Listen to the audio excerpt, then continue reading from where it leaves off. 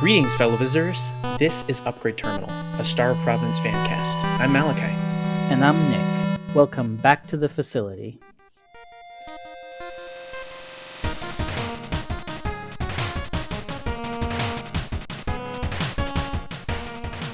Today, we are once again joined by friend of the show, Coolant. How's it going, Coolant? Hey, it's going well. How are you guys doing? Doing all right. Doing all right, yeah. It's a nice Saturday morning over here for me. Mm-hmm. Yeah, glad to be back. We'd like to start with something nice that happened to us this week. Coolant, as our guest once again, we'll start with you. Oh, okay. So this week I have a very nice thing. I've been playing ZeroRanger for a while, and I have finally gotten around to completing my first 1cc of it. Nice. Awesome. Yeah, I think I saw you post about that. That's so cool. It was incredibly nerve-wracking, and I had a similar dramatic flair to like the race between Lilac and I, where it was clutched out at the last second in ridiculous fashion, almost self-destructing. Oh, I think they were just a little bit salty about that when it happened, if I recall correctly. Just a little bit annoyed. Well, my victory in this lacked a similar grace to that victory. How many attempts, if you had to guess, how many attempts have you made? After practicing, surprisingly, it didn't take many attempts. I got it on my third attempt. Oh, wow. But I did practice a reasonable amount, and I've played the game numerous times before that without making attempts. Mm-hmm. Oh, congrats, though, Coolant. That's a huge achievement. Yeah, it was definitely a highlight. Yeah, well, 1cc is always, for me anyway, it's a very impressive feat. I appreciate it. I know ZeroRanger is kind of like the baby 1cc, but maybe I'll spread those wings and try some tougher stuff. I recommend Ikaruga. Ikaruga? I hear that game's a nightmare. Well, you said you wanted something more challenging. Well, I don't know about that challenging. You'll be just play on easy mode first and practice, and then it won't be so hard. It's definitely on the list. The idea of a 1cc to me is so daunting. Yeah, I kind of want to attempt it at some point. Maybe ZeroRanger will be the one I attempt. I haven't even beat ZeroRanger without at all yet, because it's very challenging for me. Well, it's pretty fun to figure out. There's a lot of fun loadouts and stuff, and as you're experimenting with all of them, you're continuously getting better at the game too. So it just kind of eventually you just kind of complete the game, and you're like, you know what? I think I could have done that without a continue. Mm-hmm. Then you just give it a shot. I wish Star Prof had a 1cc thing. Horizon has been doing no hits, hitless. It's kind of a 1cc, right? Not quite. I wouldn't say it. What would be a 1cc in the current version of the game? Like playing through. I think the best thing you can do would be like beating the game with all ships in a row with no resets, no continues, no anything. Yeah, that sounds pretty close to what an equivalent would be. I wonder how many hours that would take. 3. Yeah, thereabouts. Sounds doable. Yeah, I could totally do it. Okay, well, now that you've put this idea out into the ether, maybe you're going to do it. Maybe somebody else will take up the challenge. I could stream it in a bit if you really wanted me to. That would be cool. All the first Star Prov 1cc. Let's do it. That's pretty close to a challenge you already had going, right, Nick? So the challenge I had going was something called Hex Alted. Mm-hmm. So it basically was beating the game 6 times in a row, once with each character, and getting exalted on each of them. Yep. So that would mean, and for the purposes of the challenge, I was saying F6, no looping, no database, just get to F6, beat the boss, and be done. Mm-hmm. And that, in theory, works, except there is a bug in the game. Oh. Because I think Coolant remembers what it is. I'm familiar. Was it one of the ships has something wrong with, what was it, for the clear time? It doesn't rank correctly? So the explanation is that both Chaos and Sword, when you beat the machine with them, you'll notice that they don't the machine is destroyed, but the run-in's there. You don't do what Noel and D13 do, which is you destroy, and then you take the elevator down the floor, and then you feed it, and then you go to the upgrade terminal that has the power terminal. Because you never make that transition to the lower floor, it doesn't mark, oh, it should be 30 minutes. No, it still thinks it's 20 minutes. So you have 10 minutes less to do this. And you can do it, but you need a good luck seat in order to pull it off. If you're just doing it unseated like I did, good luck getting 2 very good seats in a row after you've already done Null and D13 beforehand. Wow. You see, it sounds like what you got to do then is for them, you got to push it out to the lower floors. You got to push it out to floor 7. Or, I mean, I could think of like a reduce exalt. It was just like, okay, floor 5. Yeah. But I'll think about it. Anyway, Malachi, what's something nice that happened to you this week? Well, I set a deadline for myself to start running again. And I woke up this morning. Today was the day I was supposed to start running. I woke up this morning and it was pouring rain. Of course. And I was like, of course. And so I felt really defeated, but then I was like, no, I'm going to go and I'm going to run. So I suited up, put on my raincoat, and I went for a run. And, I felt very accomplished. And the nicest thing about this run is I didn't run that far or for very long. But the nice thing about it was I had not been outside in the rain, like really outside, like spending time outside in the rain. I was running and then I'd stop and walk and then run again and walk again. And it was really nice and kind of magical to rediscover how great a rainy day can be. I think I remember you telling me that you actually really like rain. I do. I love the rain. And I live in Washington State, which is known for rain, but I live in the middle of the state, so we don't get as much rain as the Seattle, the western part of Washington does. But so whenever it rains, it's kind of a nice thing. And it was really, really nice to be outside. And I kind of imagined the rainstorm as a boss, and I took many hits from the raindrops and I got really wet, but it was really nice. So I'm glad I kind of toughed it out and achieved that goal. And I don't know if I'll keep running. I mean, that's the goal. The goal was to start today and keep running. We'll see, but I'm glad at least this morning I was able to overcome my lethargy and get up and brave the rainstorm. Yeah, when tomorrow comes and it's another rainy day. It probably will be. Yep. I mean, spring is in full swing at this point here. So, I mean, we still have something to do, you and I, tomorrow anyway. It's true. Yeah. Mm-hmm. But I like, running in the morning kind of clears my head. So it's great to go take a run before recording a podcast episode. Yeah, that's great. And I mean, like, congratulations, really, because that does take effort. It's really easy to just like, when you want to make a push for something like that, to just be like, well, the condition wasn't right. I know. Yeah. And that's what I started at. I was like, I'm not going to run in the rain. I can't. It's not my fault, No, I'm very familiar with this situation. I feel like every time I get back into working out in some degree, there's always a point where like it's that junction point where like something goes wrong and I'm not able to work out for like a week or something. And it's like, this could throw off the whole thing, or we could just push through it and figure it out. Yes. And yeah, pushing through it is always the right choice. Yeah.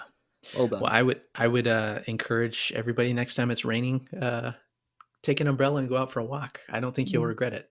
Oh yeah. As a desert dweller, I'm not even bringing the umbrella. I'm just gobbling up all the rain. You're just walking outside with your mouth open. Yeah.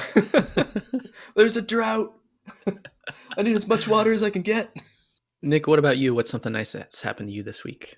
I don't have any big things any big events that really happened, so I decided I would just go with something really simple. Today for as my meal, I just decided, you know what, it's been a while since I've made some homemade fried rice.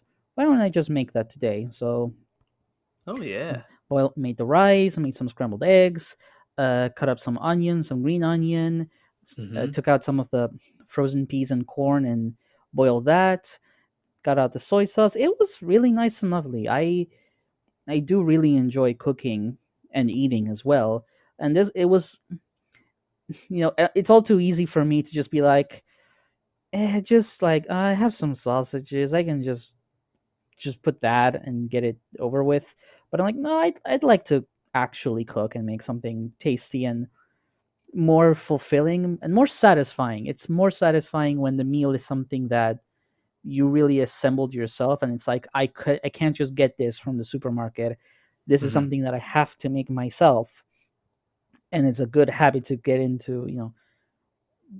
Cooking whenever I feel the the craving, instead of just being, or I could just settle for something else. Now let's actually sit down and cook. Mm-hmm. That's hard for me to do sometimes. I mean, the big difference is always like, how many people are you cooking for? Because if it's just me, that's pretty simple. All the servings are smaller, and I can make it how I want it. Mm-hmm. But there's occasions where, like, oh, for instance, well, on Monday I made some homemade schnitzels for myself and my parents, Mm-hmm. and they're really nice. We love them deep fried, but like, it takes like half an hour of just being there with the breading and just making them one at a time, and you got to do this multiple times. It's like, it's a lot of work, but Yeah. it's always worth it.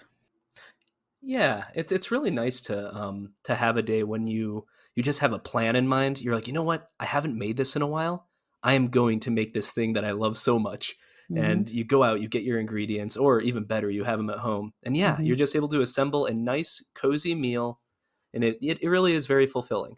Mm-hmm. Yeah, I really love that. With fried rice, I'm assuming you made more than just one portion for yourself. That's usually something when you cook it, you can eat it for a few days afterwards. That's one Yeah, thing I love yeah, about it. I make a lot of it and then I can yeah, eat it for 3 or 4 yeah. days. Fried rice is one of those things where I can make 3 servings of rice, and like Mm-hmm. and make everything together, and I don't have to eat everything. I'm like, okay, that was lovely. Now I have leftovers Exactly. for dinner and for tomorrow, Yep. and And maybe dinner then tomorrow. Yep. And then the next day when you're like, man, I don't really feel like cooking, you're like, I don't have to because I did yesterday. Bam, there it is. That is part two of the satisfaction. Malachi, I think you should explain what today's episode is about. Yeah. So today's episode is a little different. A few weeks ago, I was daydreaming about Star of Providence, as I often tend to do. Mm-hmm. And I was thinking about, I forget why, I had watched some show or something, and I was thinking about what I would want to see in a Star of Providence show. Because as we've talked about many times on the podcast, I find the story very compelling. And then I thought, I would love to hear other people's ideas on what they would want to see in a Star of Providence show. That's why I invited Nick and Coolant to kind of do the same mental exercise, to think about how they themselves would do a Star of Providence show if money was no issue. And unlimited money, you can make whatever you want to make. How would you do it, and why? Can I use the show, if I have a limited budget? Can I use the show as a front to give to charities? Oh, very good. Yeah, absolutely. Awesome. I'm not going to say no to that. Yeah. Yeah. So we all 3 of us came up with separately. I should point out separately. We all Mm-hmm. came up with ideas for what kind of a show about Star of Providence we would like to exist. Kind of what our vision for that would be. And I think Coolant, being our guest, should get to go first. Ooh, okay. Yeah, I'm very Yeah. excited to share. This was a really fun topic. When Malachi messaged me about it, it didn't take me too long to kind of get an idea of what I'd like to see. Mm-hmm. So, as you know, as you probably know, I'm fairly taken with the art style of Okajimira. I think I'm pronouncing it Oh, correctly. yes. Yes. Yeah, we all Yes. know who that is. Yeah, and I was Well, for thinking, listeners that don't, Okay. Okajimira yes, please. is a fan artist. They've done really prolific. I think they've done a lot of Nuclear Throne, Mm-hmm. a lot of Sky, Children of Light, Some, and yeah, a lot of like indie titles. Bug Fables, and then a lot of Star of Providence Some good Outer fan Wilds art. art too. Oh yeah. But Yeah. awesome artists. I've actually commissioned them, I think, 4 times. Yeah, it's a few times. I remember seeing Yeah. a I handful. know at least 2 of those off the top of my head. Yeah, so just awesome artists. But yeah, sorry, go ahead, Coolant. Yeah, well, I think you can see where this is going. A cartoon of Star of Providence, in that kind of style. I really like the way that Okajimura, like the personality that they give Noel was kind of inspired my thoughts on this. They make Noel seem very like playful and fun, and Mhm. like the enemies that you're encountering aren't necessarily antagonistic, but they're also kind of goofy, right? So I Yeah. was thinking about the story of Star of Providence, and you would still have Noel descending floor by floor to reach the power eternal. The structure of the story is, still intact. Hmm. But on each floor, maybe the elevator needs. Well, I mean, we know that in order to operate the elevator, you need to defeat the mini bosses. But in this case, maybe there's just generic seals or something preventing them from going lower. And so for a few episodes, Noel would be exploring any given floor Hmm. as they progress downward and meeting the inhabitants of the facility and interacting with them, and maybe helping them solve problems, or maybe even, yeah, having tiffs with them. Yeah. Um, so I was thinking, for instance, on the first floor, you can run into like the Colonel, Mhm. and maybe the Colonel sees Noel and thinks that they're another ghost. And I thought it would be kind of funny to have Noel be a like nonverbal. Mhm. Everything that Oh, yeah. Noel does is very like expressive, but they don't talk. And the Hmm. Colonel recruits Noel into his army of ghosts to locate and destroy the Crawler Kingdom. What? Um, I was on board with this idea until right now. I am now even more on board with this idea. The Colonel heard that the crawlers are inside the walls, forming Uh-huh. their own society, and he doesn't approve. But like, it's something like that, and it's an idea for an Yeah. episode. But of Um, course, the Colonel then learns that their society is great and worth protecting, right? it very well could pan out that way. Yes.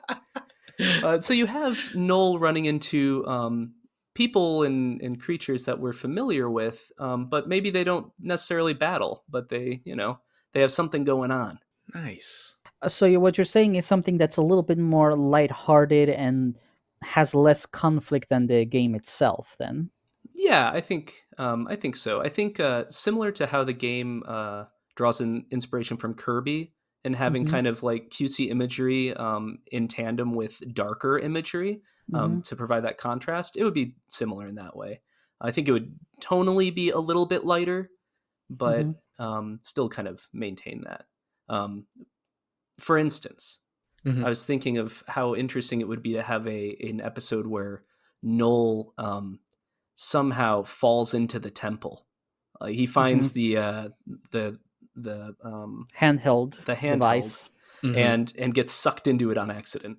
Mhm. Yeah. And when Noel's wandering around, there's all sorts of obstacles and things attacking him, and he's in a straight panic. Hmm. And eventually, Warden hears some commotion and goes out and is like, "What the heck is going on here?" And finds little Noel and is like, "Oh, it looks like you got lost, buddy." And instead Yeah. of being like, "Oh, you're trespassing upon the temples. Sorry, we couldn't have met in a better way. I'm going to kill you now." He's like, "Hey, why don't we get you out of here?" And he tries to Wow. So leave Noel this out is the alternate timeline when you meet Warden under better circumstances. under better circumstances. Yeah. Hmm. But part of the darkness can come in here with because Warden's distracted, maybe Chaos God is able to break out of those chains. And so then Oh. Chaos God begins to chase them throughout the temple until, Hmm. Noel eventually escapes, but also leaving the fate of the Warden in his conflict with Chaos God kind of unresolved. Oh, Hmm. okay. But like things like that where you see these dark creatures come out and, Mhm. provide some sort of conflict. Yeah. Laying the groundwork for season 2 Oh, I when was thinking season when Noel 2 would has to go be back. I was thinking season 2 would just flat out be like the council's backstory. Like you could Mm. cover all of Noel in one season, maybe two, but yeah, and then you could have an entire spin-off where it's like, what's the history of this place? And that Hmm. would just be a little bit darker. Don't think you can make that as bubbly. Yeah, Eh, I like that idea though. I think that it makes a lot of sense for Null to not speak. And I think you're right. Like Okajimura's art evokes this kind of like playful Null, and even though I know Star of Providence is Kirby inspired, but I never kind of made that connection. I think Okajimura's art, the Null that Okajimura draws, is very Kirby like. Yeah, you know, because Kirby makes cute noises. Mm-hmm. I think the only word Kirby says is hi, right? No, he also says bye y'all. Oh, that's true. Yeah. And Null makes a squeal. Yeah. So that would, yeah. Yeah. Yep. It would be very fitting. I like that. Mm-hmm. So, where would D13 play into your idea? I think that D13 would essentially play the same role, kind of the rival, and D13 could come in at any given time and mess around with Null. They'd be friends. Yeah, my question would be like, how would you define, or at least in this show, how would you define the relationship between Null and D13? Because they kind of go down as a pair in a sense. I think they would be splitting up to try and cover ground, and they're of course trying to compete to race to the Power Eternal. And it just so happens that Null ends up making most of the progress, I think. But yeah, I think that because it takes at least one of them to open up the elevators, they would be in the same floor as each other pretty much at all times. And so you would see D13 popping in and interacting in a friendly but competitive way with Null. I know there are definitely some different possible interpretations of that relationship too. But that's the way I envisioned it in this setting. Very friendly, poking each other. Yeah, so D13 could show up in any number of episodes and just either they're helping each other, maybe they're competing. Yeah. It's kind of like the relationship between characters like Sonic and Knuckles, maybe, like that kind of like friendly rivalry. Yeah. And they butt heads sometimes, and they have different points of view. Yeah, it makes a lot of sense. I'm kind of imagining. Have you guys watched Adventure Time? Yes, a little bit, not a lot. So I love Adventure Time, and there's an episode I really like called Dungeon. I think it's in the first season, actually.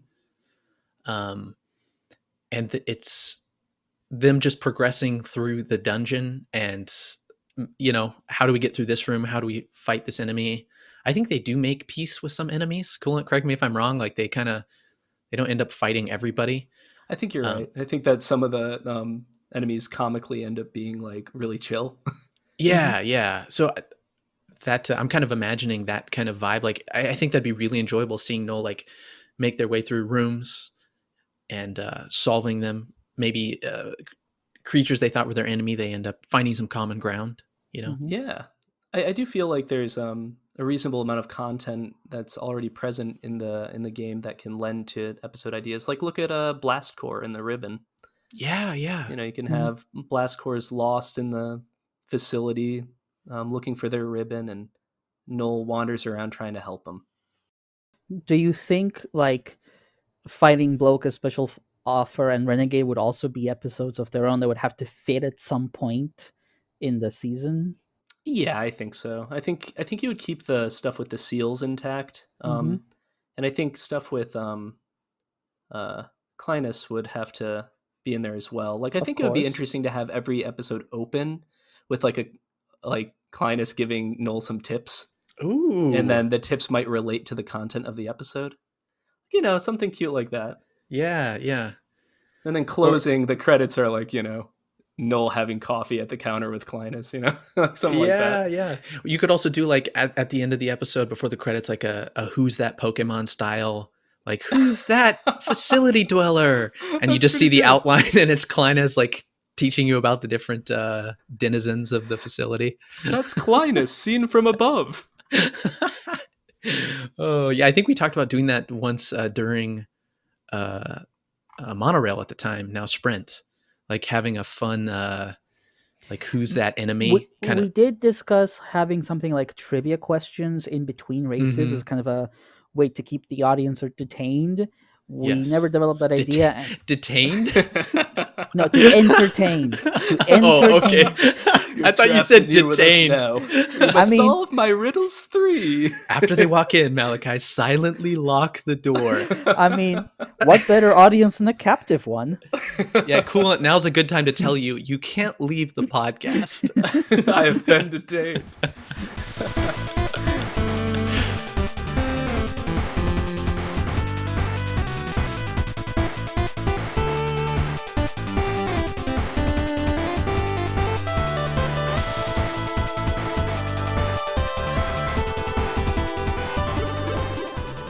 Malachi, since you're the one who started this, why don't you go next? Sure. You guys want to take any guesses at what I might talk about? The Crawler Kingdom? Oh, Nick, you got it. I didn't think you'd get it in one. No, obviously it's well known that I love crawlers, but please humor me. I do it every episode. I'm always happy to. I also enjoy crawlers.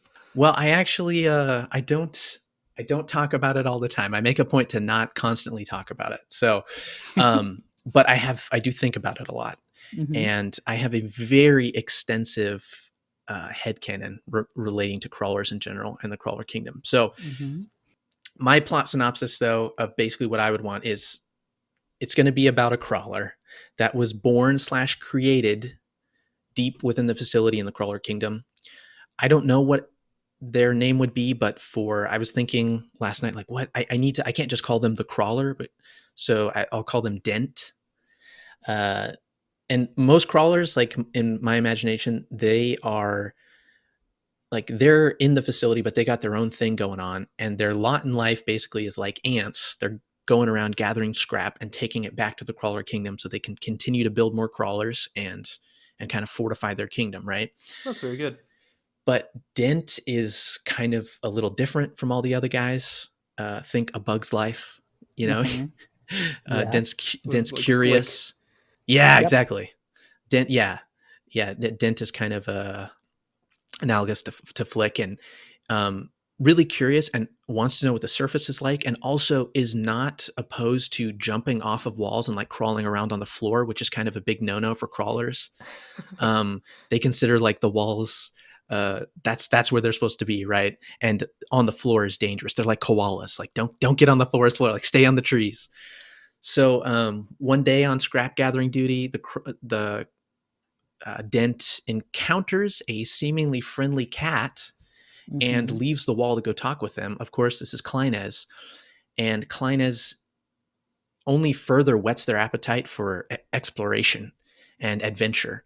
And Kleinez is, in the same way that Kleinez treats Noel kindly, I think, overall, Kleinez is invested in helping Noel, and Kleinez is kind of persnickety, but is a kind individual. So kind of encourages Dent, like, yeah, hey, if you see me around, I'm always happy to talk. But because Dent has broken the crawler code, the other crawlers take Dent to see the Mending Mother, the machine that builds or / gives birth to all crawlers and can repair them if they're broken. They think that Dent is broken, but surprisingly, they're like basically the crawler queen, the Mending Mother, is like, no, you know what? Dent is fine. Let's let him go out and seek the surface. So that kind of kickstarts everything, and Dent proceeds to leave the Crawler Kingdom and start traveling up toward the surface. And from here, I kind of imagine something similar to you, Coolant, where Dent is going through each floor, but it's the reverse. He's going up. Yeah. And so I wanted it to be a little bit more lighthearted as well. So there'd be things with Dent, like, playing hide and seek with ghosts in the archives, talking to them about their existence, helping a lonely hermit come out of its shell, and then I imagine Kleinez would be a recurring character that Dent runs into often, someone who might help the crawler out of certain situations. And then another thing that I thought would be fun is that the crawler would encounter upgrade terminals and would crawl into them and gain new abilities, and this would kind of like further the plot, like, like a lot of animes where it's like, oh, now the crawler can do this. And but they're weird abilities because the upgrade terminals aren't made for a crawler, and so. But then I also would want the crawler to cross paths with some of the visitors at other points, but not necessarily Null and D13 at first, but maybe some of the other earlier visitors. Okay, that's interesting. Like visitor number 4 that we know died. Something like that, so it can kind of exist outside of the Null D13 narrative, at least at first. And then the timeline theories would be wild. Yeah.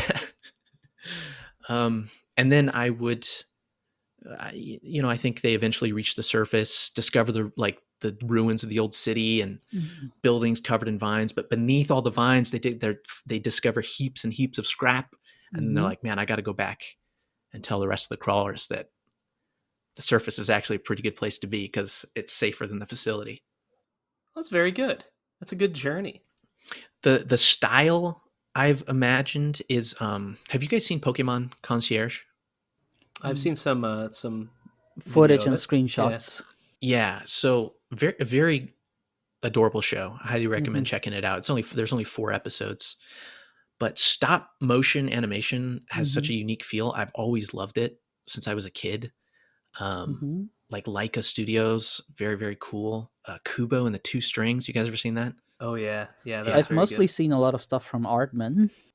Oh, that's great stuff too, of course. But I would want to hire Iku Ogawa. That he's the director at Door Studios that made Pokemon Concierge. And actually, what gave me this idea was in Pokemon Concierge, there's I think it's called a Metagross. Yeah, I call it the crawler Pokemon. But it's the ultra crawler. Yeah, and it's in there, and this is kind of what. Oh, that was probably the show I watched that made me start thinking about this. Yeah, now that I'm thinking, it's all making sense now. But I was like, oh, that would be like this style would be adorable to just interpret all of the enemies in the facility. And for the soundtrack, this was something I should have asked you about this, Coolant. But for the soundtrack, have you guys heard the theme song for Bug Snacks? Yes. Yeah, it's been a while. That's a band called Caro Caro Bonito. Yep, they're an indie. Yeah, they're an indie pop band, super fun. I would want them to. I would pay them to do the music for the show. Yeah, that'd be very cute. That's a good idea. Yeah, and that's about it. Unsurprising to everyone, it would be crawler centric, but. That's a very good interpretation of the crawler kingdom and everything, and so creative with the concepts of how they think and how they what their goals are, and then kind of this is where crawlers come from. We have we get the scrap, we bring it back, we make more crawlers. It's good. Well, they got to be coming from somewhere, right? Yeah. I imagine the final power up that Dent gets is the ability to fly. Which is really transgressing the crawler code. Yeah. Also, I like the crawler code as just a phrase. It's very good. Well, they seem so sneaky. You think that they'd probably have rules. Yeah. But that's a wonderful idea. Oh, thanks. I hope someday I have the money to make it happen. The infinite money. And with the stop motion stuff, that kind of reminds me of I don't know if you've ever seen the strategy guide for Earthbound. Or there was a fan-made one for Mother 3. What they did was they recreated all of the characters and the enemies in clay. And so as you're reading through the strategy guide, you get to see all this fun art representing the characters in a way that you haven't seen them before. Oh, awesome. It reminds me of reading old Pokemon game manuals because the early games, it was all just very crunchy sprites, but the manuals had artwork of the characters in Pokemon done almost in a watercolor style. Oh my gosh, yes. And so it had this very sort of interesting look to it, and it really sort of sparked the imagination as to what this could look like. Oh, the manual is so captivating as a kid because of that. And it was styled to look like a little field manual. It was really cute. Yeah. Oh, I remember that. Yeah, I really loved that art style. Oh, another thing it reminds me of is in Pikmin 2 for the GameCube, the manual itself as well as the cover, it's Pikmin, but it's all done with clay as well. Like you see little clay Pikmin and little clay clay creature. I'm like, yeah, now that I have that image in my head, I'm like, yeah, that totally fits this vibe, actually.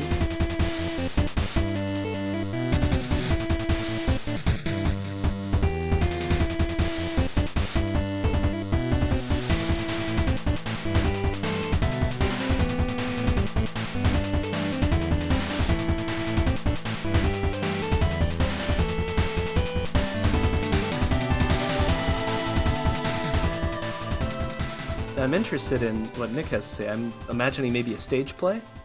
Is that no a musical, perhaps? I don't like musicals, so you're extremely Please, no, far away. don't go. Do Not a not musical, seek but the an opera. power. I no. So like both of you came here with like these very sweet, lighthearted, cheerful ideas. I'm like, nah, man, this is gonna be dramatic and hell. Oh no, this I did expect. No, yeah, it's pretty much no, yeah. It's not surprising. Death. The show starts with death. Not quite, but like, so in my mind, this is also a 2D animated show. Mhm. It's not quite cartoony. It's a little bit more grounded. Maybe it's slightly anime, but not exaggerated. I want it to be a little bit more grounded. Is the word that I'm looking for. Batman the Animated Series. That's a yeah. You know what? That's a great example. Like something Big like O that. or something. Yeah, and so I have talked about this in previous episodes, but basically in my mind it's the characters as pilots in ships who descend a facility, and risk their lives trying to do this. That is the main conceit of it, right? And the show is focused.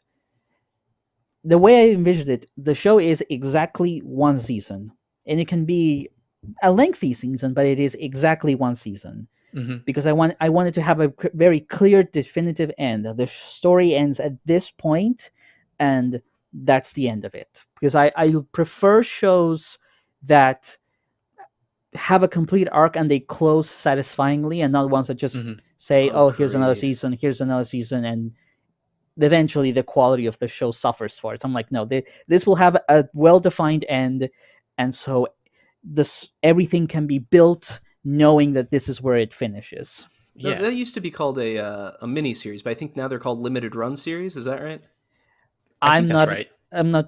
Don't know what the exact terminology is, but basically it's that kind of idea. It's not just this show that can't just go on forever. It's like we start here and we end here, and everything builds up in that framework. So you're saying there won't be episodes where Null is just charging the energy beam they're going to shoot at an enemy? Well, they still could be, but I would hope not. It's just not good TV. No. But basically, the premise is like, okay, so there is a war going on. You know, there are these two sides, and the humans and the pilots are part of one side, and they're fighting essentially war machines that are waging this cosmic war. And the show begins with AB, visitor number 1, finding the facility that until then was unexplored, or was just nobody knew where it was. And it's like, they found it. It's finally here. And the first episode starts with them exploring the facility, trying to send information back to headquarters, trying to find it, and they perish. They die. They die. Yeah. That's what it is. And then the next couple of episodes, it's going through visitors 2 through 9, and each visitor discovers a little bit more, finds a little bit more information. They start to develop a picture of what this place is, and they notice that there's a tremendous power source here, and it's probably helping the machines.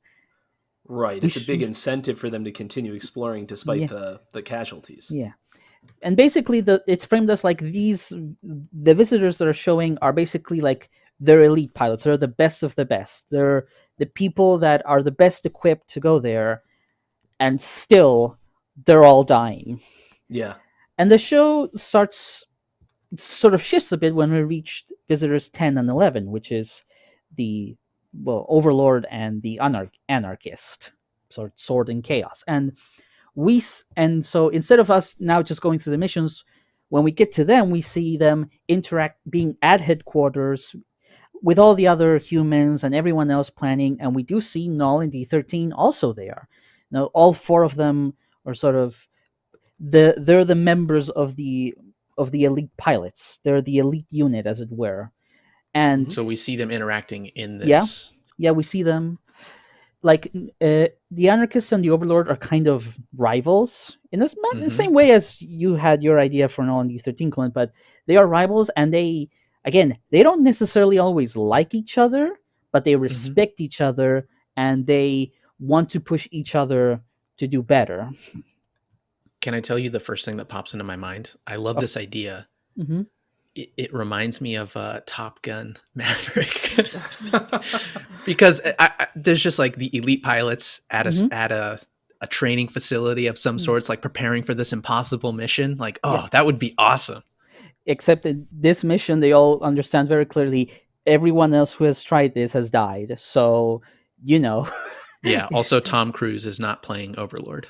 Please, God, no. No. So we see them interacting. We see talking to each other. We see their personalities and how they all fly, and each of them sort of has this different approach. Anarchist is kind of very reckless, very daring, do or die, just guns blazing. Overlord is much more, formal and sort of strict. And Null and D13 are kind of the newer two, and it's kind of hinted at that they may be a thing, but none of them are really acting on it. It's just kind of like they're seen together a lot, but we get the sense that everyone keeps it professional. Yeah, that's we're professional, and we can't really pursue anything because we have a job to do. We've got a job, yeah. So, but we see that they're all friends to some extent. Mm-hmm. They're all working together. Yeah, and then eventually, Anarchist and Overlord decide, well, you know what? We're not just going to go one at a time. We're going to go both together, right? We're going to, as a pair, get down there, and maybe then we can do it. Mm-hmm. And we dedicated an entire episode just to see their path through the facility, and again, finding more and more. And importantly, they are the first to get past Overlord. They're the first ones to break through that door and enter even deeper below, but it's completely unknown territory. Like, have no idea what is down there. And, well, it mimics what happens in the game. Like, we see them try, and they fail. And to some extent, they get repurposed. They become part of the facility itself in a way. Yeah. And they never come back, and Null and D13 are like, well, what are we going to do? Are we also going to go down there? Are we going to go? And Null wants to go. Now it's like, we got to go. We have to know what's down there. And D13 is like, I guess it's not a good idea. The curse of curiosity. Yeah. Yeah. And what's interesting here, too, is that because you have them all being in their training facility together, they all know each other. Mm-hmm. A motivation for Null and D13 going in could also be to save Overlord and the Anarchist. Yeah. But it's just like, this is really dangerous and we could die. But they decide we're going to go. But when they get to the front doors, D13 is like, no, let's turn back. Let's go back. And I was like, no, we're going. It's like, no, we're leaving. They have like a fight or something. Mm-hmm. D13's ship gets damaged. And the only thing he can do is limp further down into facility. And I was like, well. Cannon. Yep. And yeah, and Noah says, well, I guess we're doing this now. And they dive. And what I wanted to see, I mentioned this in other episodes, but we never got to see in game, is that when you're watching Null fly through the facility, if it's never pointed out to you, but you can see in the background D13 flying and fighting. You can just see out in the background, you see, wait, is that D13 doing something? Yes, it is. Oh, that would be so cool.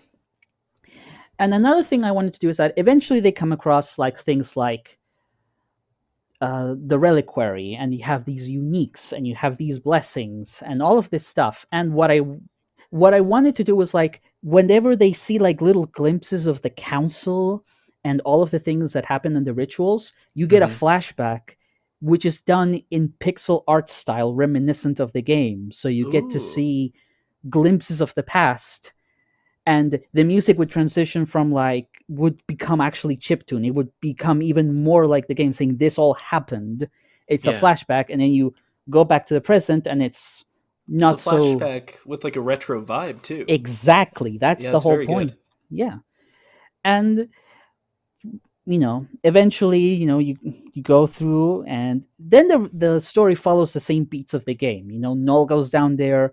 Null recognizes that Overlord and the machine are kind of, there's something about them that seems unsettlingly familiar, and I was thinking each of these four would have their own leitmotifs, and when they Null faces them, you hear a twisted version of that replaying to say, this is what became of your friends.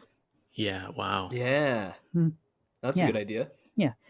And then it follows I wanted to preserve the ending of the game as the ending of the story. I'm not changing that. I think the ending is perfect. Null takes the Power Eternal, D13 confronts them, they have this big battle, Null dies, and D13 is just heartbroken, essentially. But in your version, it would probably end with D13 actually holding Null in their arms. Yeah. And maybe, a prologue saying that they might have all of them lost, but now that the conduit to the Power Eternal is destroyed, the tide of the war turns, and slowly they can push the machines back and reclaim the planets. And it would end on that hope, that bittersweet note. The main characters all perished, or D13 is just devastated beyond words, but they still managed to achieve something from it. And so, yeah, dramatic, moody. Honestly, that still very well fits what Team D13 goes for with the story, because you're right. That ending especially is, that is the ending, and it is this very melancholy, dark thing, And I distinctly want to preserve that because I like it that way. I like that melancholy, and I like that bittersweet irony of it. I'm I cannot replace that. I can't take that away from the story. It fits perfectly as it is. But I do want the most of the show to be about exploring the main characters, because that's the one thing I wish we had more of. I'm if I had a show, it would be a lot of just seeing who these people are, what's their relationship with each other, and how they feel about the ordeals that they face. I think it goes without saying that all of us would definitely hire Team D13 to consult on the shows. Of course. They would love the funds that we'd be sending their way too. We have unlimited money. We could pay them quite a bit. Yeah. Can we pay them to release the update in a month? I think also the little Kickstarter fund for that DLC too. But oh man, I would. Yeah, I would fund that. That'd be a Kickstarter I'd throw a lot of money at. But Nick, I have to ask, because you have incorporated real actors, right? Well, you said it would be animated, but who would you want to voice? Yeah, who would you want to? Do you have any top actors that you would want to voice the characters? No. Oh. Yeah, no, I don't know any voice actors either. No, I don't know if you. Yeah. The thing is, I'm also aware that oftentimes, when it comes to voice actors, a lot of studios tend to hire people that are famous because of, and not necessarily that they would be the best fit for the characters. Just we need to get that star power to attract people. I'm I would be okay hiring total unknown actors if their performances fit the character, right? Okay, I don't. So Chris Pratt's not Null. No, fuck no. Jack Black's not Overlord. Okay, I gotcha. No. Not quite. Jack Black is, however, Clinus. So he could be he can be Clinus. I'll give him that. He can be that. But no, I don't have any particular voice actors in mind. I'm happy to just let the best performance come out from whoever it comes from. Yeah, yeah. So unknowns. It That can be very solid. Yeah, no, I that's how I would want to do it actually. And I would pull. So one thing that the Lord of the Rings did that was really cool is they hired tons of extras in the Lord of the Ring movies, right? Yeah. And tons of them were super Lord of the Rings nerds. Yeah. And so they were into it. You know, I mean, they were there. They became those orcs and the Uruk-hai. So I would want to recruit people from the Discord server. You know, like mega fans, people that are really passionate about the game and would hone their performance. I would have to say, like, being a voice actor is not like a small task. Okay, no, I know. I don't mean to diminish that. I just think that there would definitely be.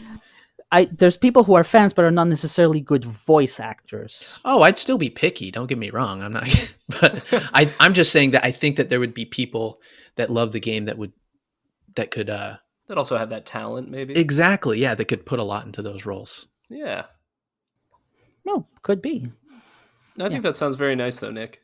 It definitely preserves a lot of the qualities that are built into the game as it is. And that's kind of one of my priorities. Is I want to, like, those are parts of the reasons why I like the game so much, and I would want the show to honor that, to sort of keep a lot of that. It doesn't mean it has to be super strict and super faithful, but I want it to have that same kind of vibe. Yeah, you want to retain the Shakespearean tragedy at the core of the game. In a sense, yeah. To me, that is an important aspect of it, and I would want that to be kept. Yeah, absolutely. That's why with my idea, I have to avoid that story because you can't make that peppy and lighthearted. You see, I thought about that with my own, since it is addressing Noel and everything, and I was thinking about how as the story goes on, you can continuously be adding in some darker undertones to suggest that things aren't always going to be as chipper. And it could still end the same way.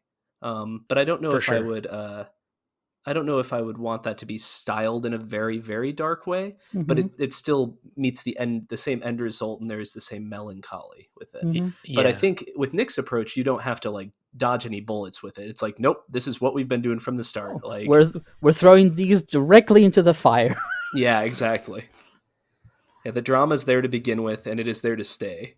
We're gonna make you fall in love with these characters, and then we're gonna make you cry.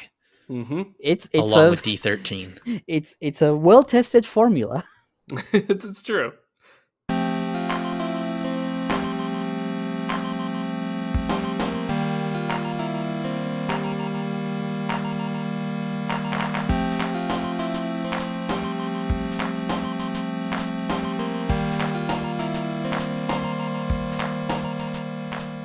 Thanks so much for listening to our Star of Providence fancast. Big thanks, as always, to Garoslaw for allowing us to use his music and sound effects. You can check out all of the Star of Providence soundtracks on Bandcamp, the base game soundtrack, the Relics of the Past soundtrack, and the 5th Anniversary Edition soundtrack, and also thanks to Coolant for being here with us. Thanks for being here, Coolant. If you have any ideas yourself of what the Star of Providence show should look like, feel free to join our Discord and share those ideas with us. We will be posting the server link in the show description. And there you will find fellow pilots to talk with and discuss the show. Thanks for listening. We'll hope you'll join us next time. This is what you came for, isn't it? So be it.